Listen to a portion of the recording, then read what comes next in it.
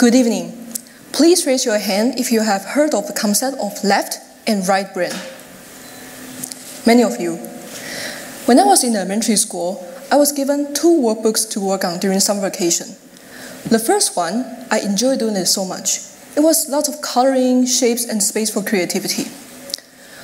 On the other hand, the other one, it was filled with questions in math, science, language, all these subjects I used to hate as a kid. And not only that, this workbook also taught me how to procrastinate.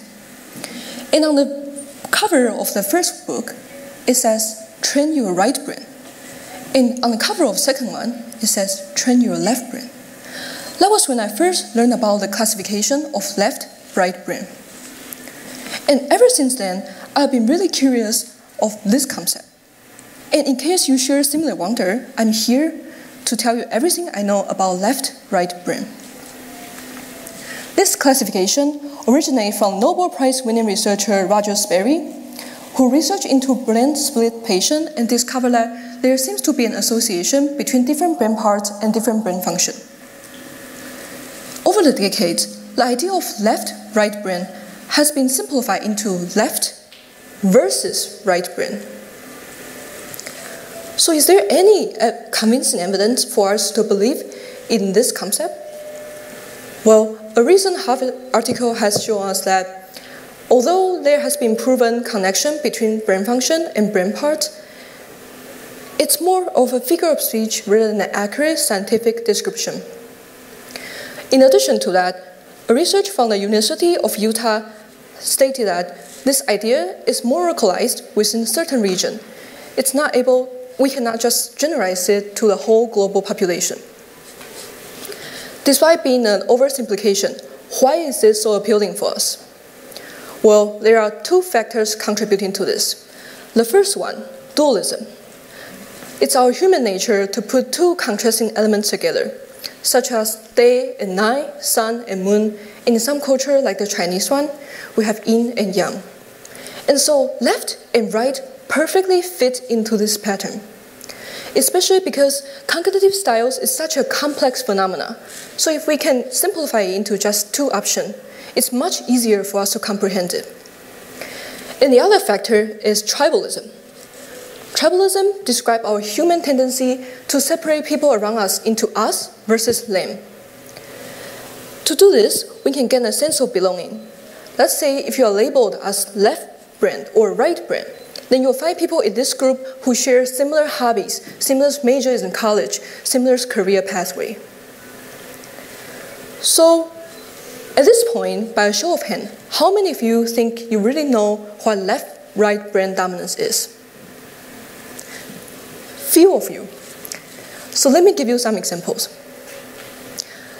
When you are trying to flirt with someone, and you know they are left brain dominant, you start by saying, hey, do you happen to have a Band-Aid? Because I scraped my knee falling for you.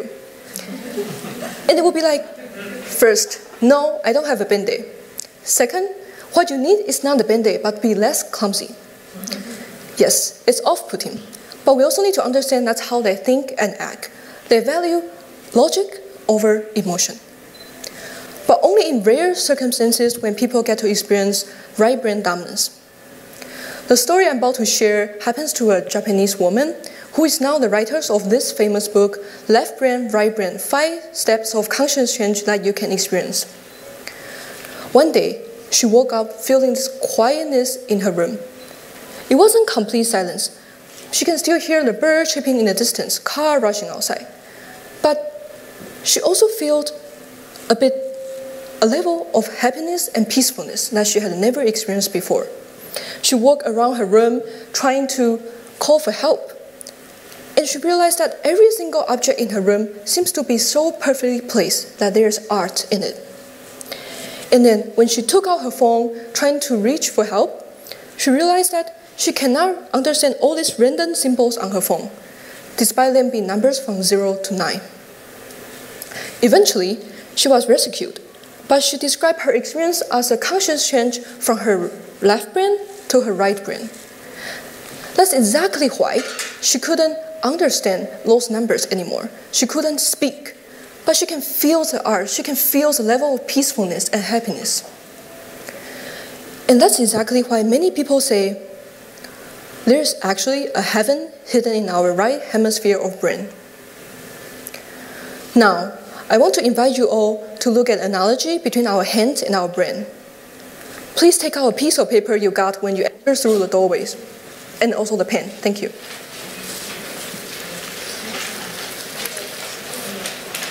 When you are ready, try writing your name with your non-dominant hand. For many of you, it will be your left hand.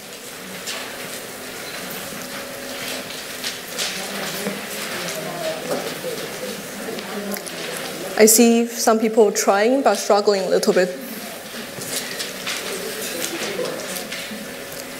And when you are ready, feel free to share what you got with your neighbors.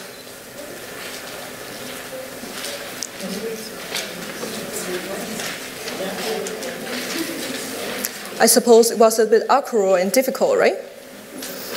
And this is what I got. Yes, feel free to laugh at it.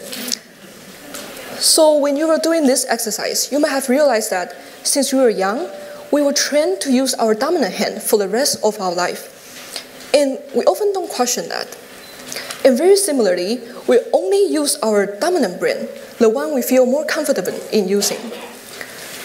And because of that, many of us limit ourselves to just one hemisphere of brain. Then my question for you is, do you want to be one thing for the rest of your life? Let's look at this graphical illustration. We can see that function of 1 to any power is just 1, very limited. But if you can incorporate both hemispheres of the brain, then you get this function, 2 to any power. You can see it's an exponential growth. It's a curve that will get steeper and steeper as you go. At the same time, if you limit yourself to just one hemisphere of your brain, then your potential will ultimately approach 0. While you are able to incorporate both hemispheres of your brain, then your potential will approach infinite. So my last question for you is, when you, everyone here, have the potential to be everything, when your potential is infinite, do you still want to be one thing for the rest of your life? Thank you.